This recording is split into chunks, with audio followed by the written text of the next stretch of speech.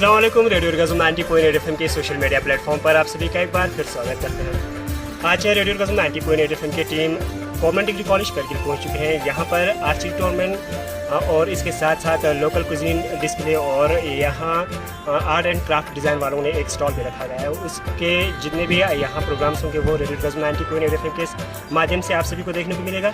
और आज के इस जो प्रोग्राम है, इस प्रोग्राम का चीफ गेस्ट होगा director youth service and support UT Ladakh Tahir जबदवी सर। आप लोग जुड़े रहेगा रेडियो अर्गाज़म 90.8 FM के साथ। मिलते हैं इस प्रोग्राम के बाद।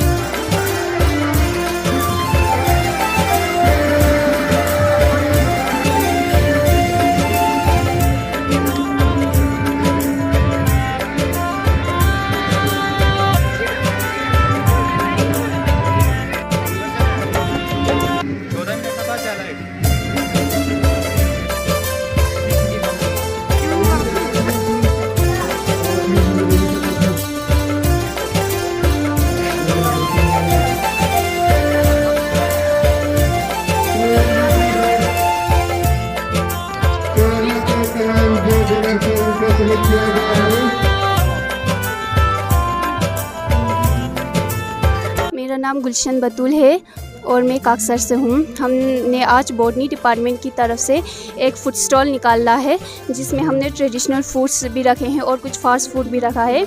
और ट्रेडिशनल फूड में हमने बहुत सारा खाना रखा है, जैसे कि पापा गंगथुर बकवीट का केक है जो बहुत लोगों को पसंद आ रहा है और बहुत सारे बिके भी हैं। और मारखुर बनाया है और जेरचुंग है और योस है और बरसे केक। ये बरसे केक जो है वो करगिल में बहुत फेमस है बरसे केक करके, और ये बहुत अच्छा भी होता है। और हमने कुछ फास्ट फूड भी निकाला था, जैसे कि गोलगप्पे बनाए थे, पास्ता निकाला था और मोमोस निकाले थे, छोला पूरी निकाला था जो काफ़ी बिका है, बच्चों को बहुत पसंद आया है। और ख़ास करके बच्चों को हमें ये देख के हैरानी हुई कि लोकल फूड फास्ट फूड से ज़्यादा बिक रहा था आज। इसका मतलब ये है कि लोकल फूड बिक रहा है, लोगों को पसंद आ रहा है। ऐसा नहीं है कि फ़ास्ट फूड सिर्फ अच्छा होता है, टेस्टी होता है, बल्कि लोकल फूड भी बहुत ज़्यादा टेस्टी होता है और वो अच्छे से बिकता भी है और वो हेल्दी और न्यूट्रिशनस होते हैं। जैसे कि ये पापा है जो वो बहुत न्यूट्रिशनस होता है, इसमें फ़ाइबर होता है, ये डाइजेस्टिव सिस्टम के लिए जो है वो बहुत अच्छा होता है। इसको खाने से आपका पेट जो है वो ठीक रहता है, ये बहुत सेहत के लिए बहुत अच्छा रहता है।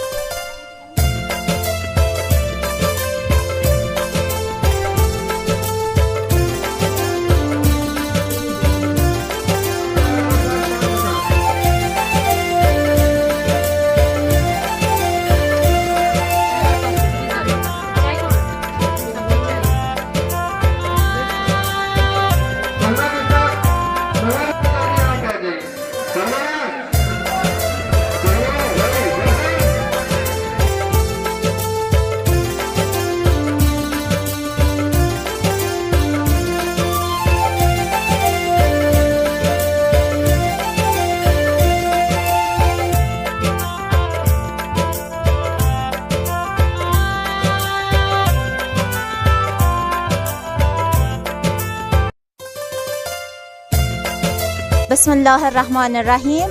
My name is Archo Zahra and we are here in degree college. I'm a first semester student and here we had a festival which is a food festival, and these dishes are from Iran.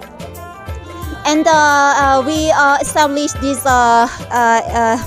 stall or food from Persian department. So this is from Persian department, and as you see, these are Iranian dish.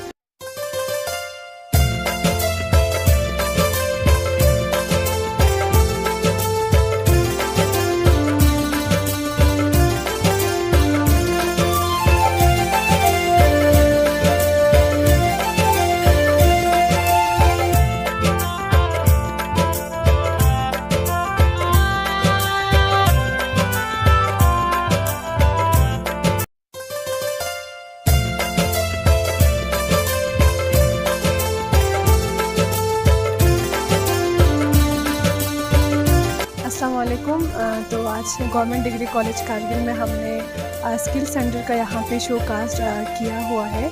इस skill centre में ये हमारा additional course होता है college पे, जहाँ पे बहुत गर्ल्स ज़्यादा इनरोल्ड होते हैं और हम सीखते हैं बहुत सारे स्किल्स जो लाइफ टाइम में हमने अभी तक नहीं सीखा था, वो हमने इस स्किल्स कोर्स में सीखा है। और यहाँ पे शो कास्ट में हमने बहुत सारे चीज़ें बनाई हुए हैं, जैसे वो हम लाचा इन्ना और जो भी रिसाइकलिंग की चीज़ें होती है वो हम यहाँ पे बनाते हैं। रिसाइकलिंग में हम पेपर्स का जो भी वेस्ट होता है उनसे हम बनाते हैं, टायर्स जो होते हैं उनसे हम रिसाइकलिंग प्रोडक्ट्स बनाते हैं, और बाकी जो फैब्रिक्स होते हैं उनसे भी हम रिसाइकलिंग प्रोडक्ट्स बनाते हैं।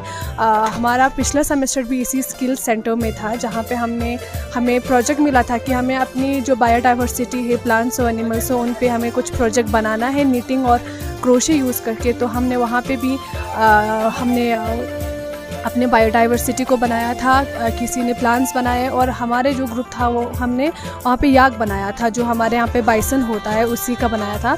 तो इस स्किल सेंटर में हमें बहुत कुछ सीखने को मिलता है। ये एक फ़ायदा हमें देता है कि हमें एक स्किल्स हमें सीखने को मिलता है कॉलेज के थ्रू।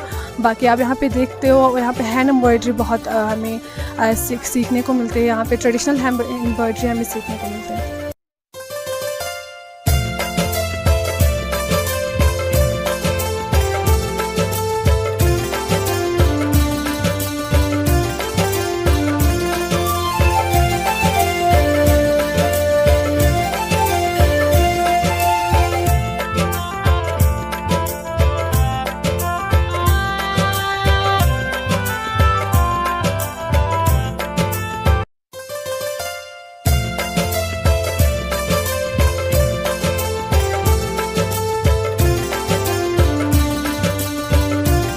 वालेकुम एवरीवन।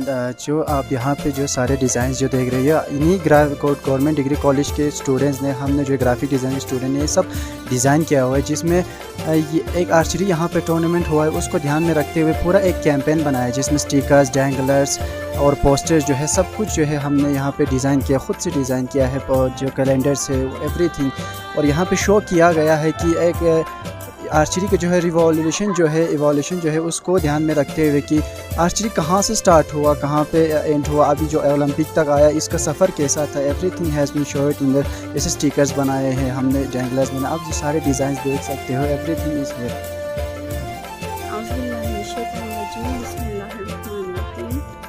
मेरा नाम ज़रीना बानो, मैं बरू से बिलोंग करती हूँ और मैं एक उषा सिलाई स्कूल के साथ जुड़ा हुआ हूँ। उसमें ऐसे इंस्ट्रक्टर काम कर रही हूँ, बरू में ही खोला हूँ। हमारे सबसे पहले हमारा जो बेस चला था 2022 में, उसमें 10 स्टूडेंट्स को सिलेक्ट करके उसमें 9 डेज़ का ये ट्रेनिंग रखा हुआ था। उसमें कटिंग स्टिचिंग के साथ एक मशीन उन्होंने हमें प्रिपेयर दिया था। तो हमने स्टिचिंग से स्टार्ट किया है सबसे पहले 9 डेज़ की क्लास है।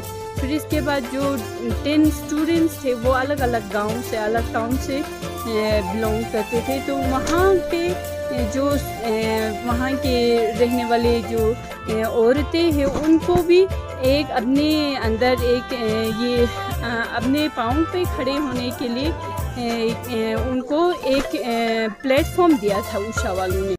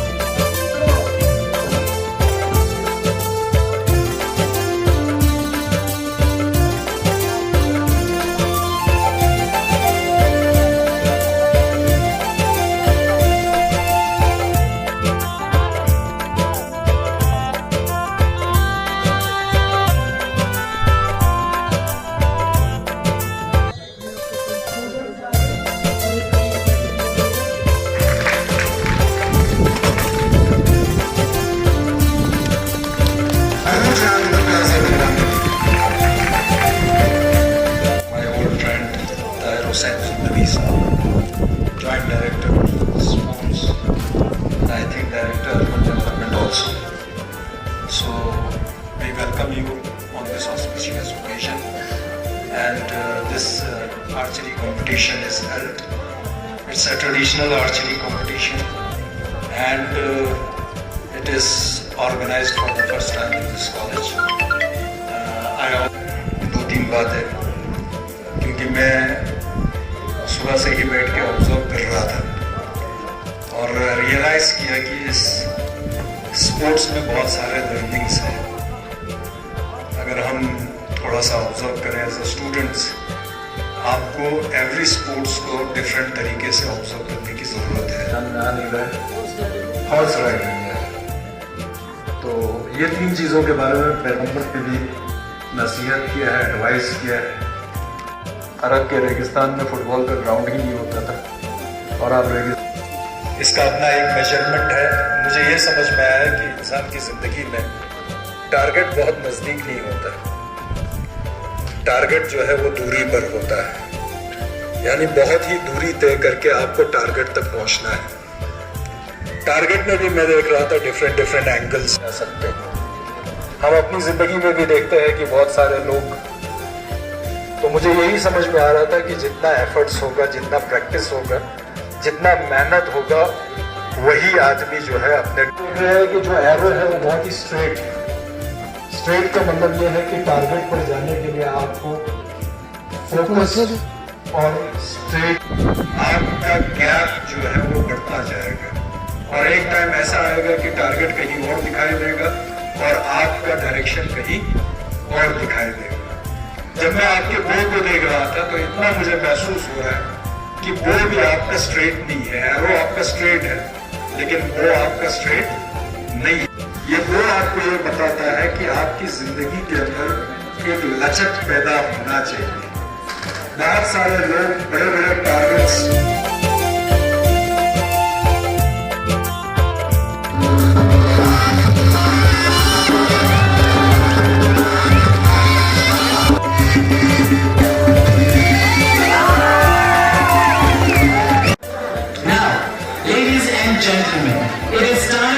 final match that we all have been waiting for. I will announce the name of the final teams. For women's, it is GDC Kargil A women's team versus 5 members from GDC Kargil B and 5 members from Polytechnic College. And for men's, the finalists are GDC Kargil Team A versus Polytechnic Men's Team. कामयाब नहीं हुआ. इसी बीच कुसुमा तैयार अपना पहला तीर ठीक target से बराबर करके छोड़ा मदर से काफी पीछे. मोहम्मद बाकर भी अपना पहला गिरा. मोहम्मद बाकर अपना दूसरा तीर ठीक टारगेट से बराबर करके कुछ देर रोक के खींच कर छोड़ा मगर कबर करके बड़ी निराली अंदाज के साथ खींच कर छोड़ा मगर कामयाब नहीं हुए. फरीदा बतूल अपना दूसरा तीर कमान में फीड करते हुए बड़ी निराली अंदाज के साथ आसमान की ओर से खींच कर लाया. ट्रिक टारगेट से बराबर करके कुछ देर रोक के खींच कर रखना ट्रिक टारगेट से बराबर करके छोड़ा मगर कामयाब नहीं हुआ. सीधा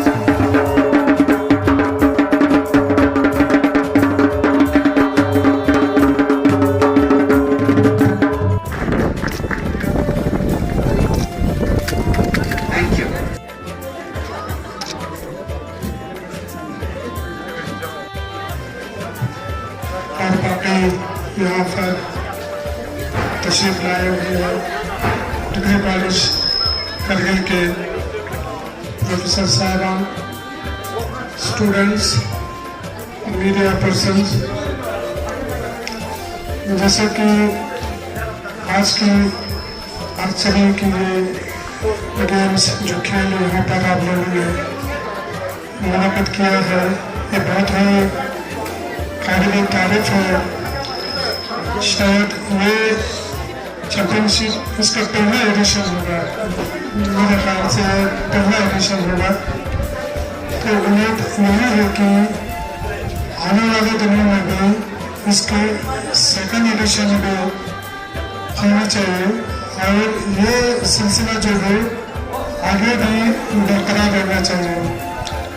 इससे एक तो स्टूडेंट्स के लिए एक एक्स्ट्रा करिकुलम बनता है, साथ ही स्पोर्ट्स को भी एक बहुत बढ़ावा मिलता है। आर्चरी की ये तारीख जो है ये इसकी बहुत बड़ी हिस्ट्री है। शुरू में इंसान अपने सर्वाइवल के लिए आर्चरी को यूज़ करते थे, शिकारी के लिए आर्चरी यूज़ करते थे। इसके बाद फिर बहुत सारे जंगलों में जहाँ पर वार होते थे तो भी आर्चरी उसका एक अहम हिस्सा होता था और हर रिलीजन में आर्चरी का अपना एक मुकाम होता है। जैसे हिंदुस्तान में अर्जुन जो है वो आर्चरी का बहुत बड़ा खिलाड़ी माना जाता है, अर्जुना को। सिमिलरली हर एक में इस्लाम में भी जैसे नासिर साहब ने पहले कहा कि आर्चरी का बड़ा एक मुकाम था, क्योंकि इसकी अहमियत और इसकी आफादियत बहुत है। तो रफ्ता रफ्ता जब साइंटिफिक एडवांसमेंट के साथ साथ गन पाउडर्स आए, टॉप आए, गोला बारूद आए, तो आर्चरी का वो मुकाम नहीं रहा है।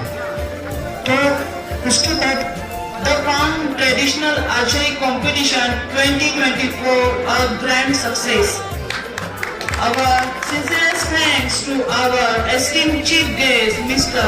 Tahir Hussain, Joint Director, Youth Service and Sports, UT Ladakh, for taking the time to be with us today and for gracing this event with your presence.